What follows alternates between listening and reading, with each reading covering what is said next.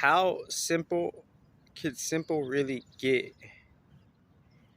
Well, there's a particular trek, a most particular trek, and that trek is low key, your super sovereignty. Because the super sovereignty is the spiritual foundation. The spiritual foundation is where all the building blocks of materias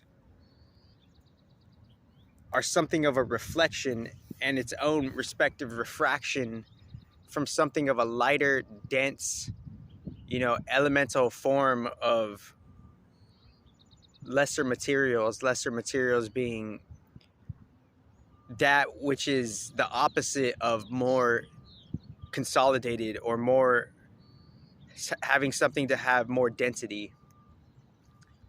So on a metaphysical level, quote unquote, end quote, there's different happenings going on that are actually low-key literal, but the different metaphysical happenings that are low-key literal, we're not necessarily seeing them because the human being, before it was born, before the material template is formulating its own shell casing post-embryo,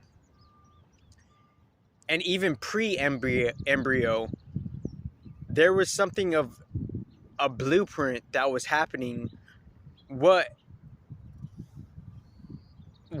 gained spiritual resonance for a quote unquote super soul, end quote, to be inserted into the embryo zygote, and from that embryo zygote in a different threshold field,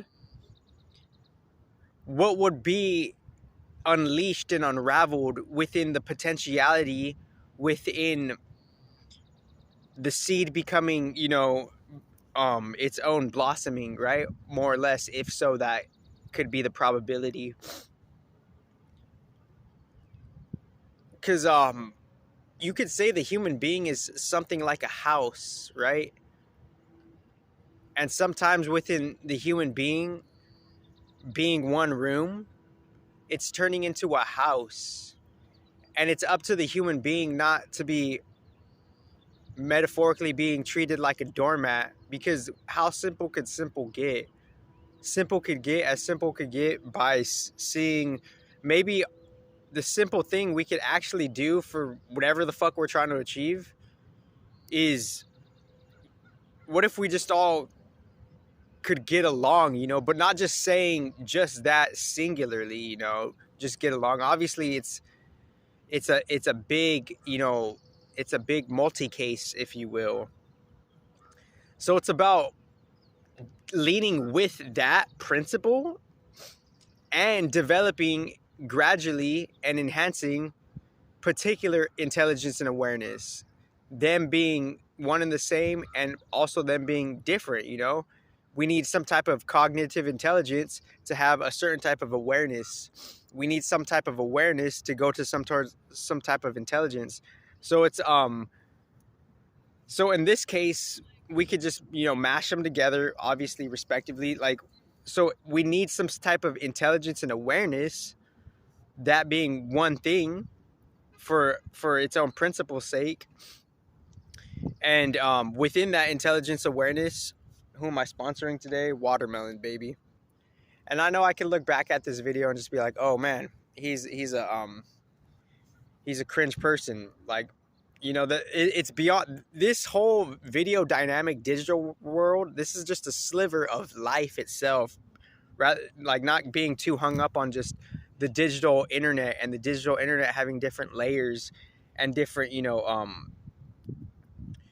different polarities of it, because everything's always in transition. We're just not seeing how it's in transition. We don't have the particular intelligence and awareness to see how things are in transition. Because I bring how things up are in transition because we could have these principles achieved, or these ideals achieved, but it's just kind of like it's a false representation pretty much.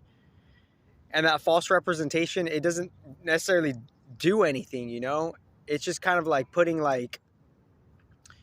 you know, glitter on, you know, the chicken, or lipstick on the pig, or whatever, you know, for just a casual rough metaphor.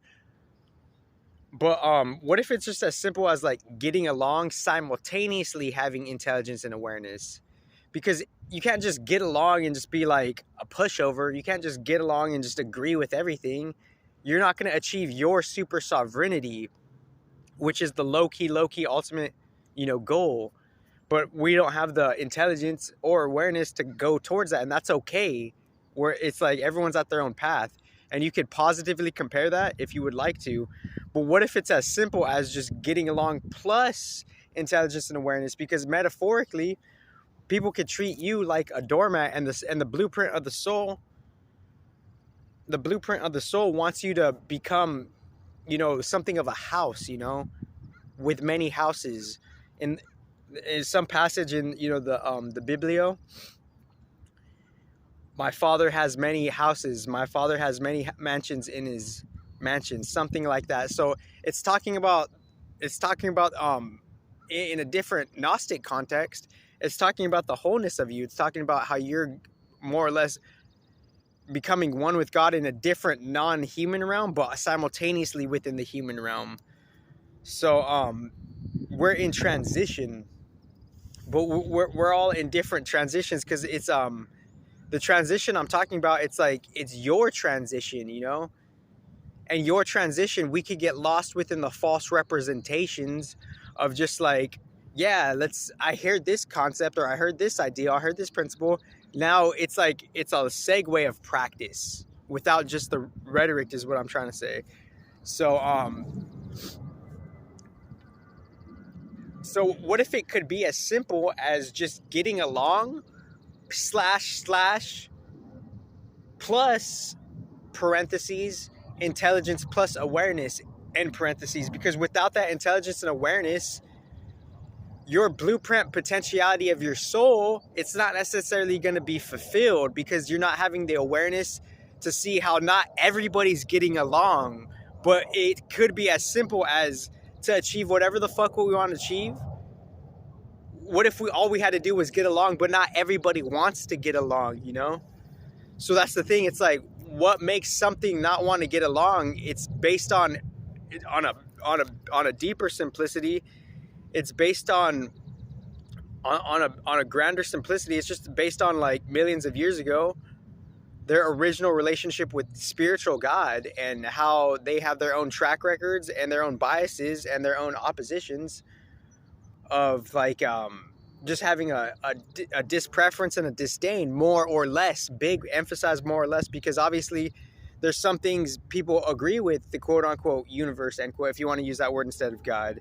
And oppositions, that's part of life, you know. Not all oppositions are good or bad, but and each opposition could be more pulling than another. It could be more pushing than another. That's the thing. Like, because if like the moon is in, like, I guess it's in Sagittarius right now, right? Say the opposition of the Sagittarius, which is Gem. Say, you know, there's no celestial objects in Gem, but who knows? There could be asteroids there. So that's a subtle push and pull right there. The asteroids could be kind of upholding like what they're standing for, based on where they're at in the Gem constellation within, you know, the planets of the solar system, respectively, to the binary star or whatever. And within that, say there's a lack of planets within Gem if the moon is in Sag. So that means if the moon is in Sag, what is opposing moon in Sag? It's an empty space. It's an empty vacuum. So something's pulling. So it's a micro minor synastry, because obviously some people could have moon in Gem, right? So if the moon is in Sag right now, that means what's pulling, you know, on a bigger scale, the moon in or anything in Gem could just be kind of like, you know, upholding the contrast. So the opposition is upholding the contrast. I gotta check my battery, because it's like, oh god, it's 8%, 7%. So I guess 7 could do, right? So it's upholding the contrast, and it's up to the individual micro subject or whatever object, one and the same and different. it's up to them to see how the contrast is, you know, painting their picture for the time being, because everything is in transit. But within that transit, all the oppositions are doing is just upholding the contrast, and it's creating a dynamic where things are just being reflected in some type of elemental temperament. So if, like, you know, so just the basic, you know, the standard characteristics of Gemini, if we're collectively feeling Moon and Sag, if we're charging up our, like, you know, our emotional body and what we and the offspring energies of the emotional body, the Moon, look up an older video. So emotional energies, what gets created from the emotional energies, and just, like, you know, one type of, like, transit energy is the Moon. So what could be upholding the contrast, and kind of like, you know, seeing not necessarily something that's bad or good, but something that's just kind of, you could say, bizarrely different. You know, you could say oppositions are bizarrely different because light and night, they're different, right? But that's like a different opposition. So, but they still, like, there's still some type of clean harmony within how they, like, have their own cyclical duality in how they're orbiting around something, and it's a neat duality. So within, so we can lean towards, like, people having aspects in Gemini, Sun, or any other planet's Moon, to kind of see where we stand with the Moon and Sag, because that would be upholding the contrast, and whatever Gemini aspects we have, we could harmonize and balance those Gemini aspects. Yeah, there's my boy, Geico, Gleco, or I just saw it.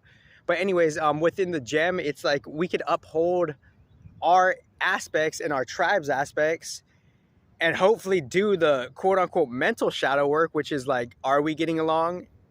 Am I having appropriate mindfulness and awareness? Do I still need to learn something with my intelligence? The mental shadow work, respectively. So within that, because if we don't do the mental shadow work, we could get caught up in the duality of detriment, the duality of non-beneficial, because the dualities are always going to be there. The organic pain and the organic pleasure is always going to be there. It's up to us to maintain our organic pain and pleasure, to steer out of non-organic pleasure and pain. And that's the trick right there. So, and I believe it's Moon and Sag, but if it isn't, it isn't. But, like, because I check my own transit chart when I can. So it's up to us to, like, you know, have our Gemini aspects and see, like, how are my Gemini aspects, you know, opposing neatly the Moon and Sag. So, like, there could be a balance with how I feel, with how the energy is being cultivated with the collective philosophy, how the energy is being cultivated with how the inhabitants are being impacted by collective philosophy, and how there's casual different dualities of that collective philosophy. Shout out to all the philosophies. Shout out to all the quote unquote, shout out to all the original gods, and then, you know, even the different contexts of replication gods. And the replication gods, that could be its own spectrum of how artificial they are or how non-artificial they are. But because replication isn't necessarily good or bad, it's just how less real is it or how real is it, you know? So how am I using my gem aspects to kind of, like, you know, have a nice harmony with collective philosophy, and how people are just in their own fucking collective philosophy, Moon and Sag. And shout out to Gem. Thank you, guys.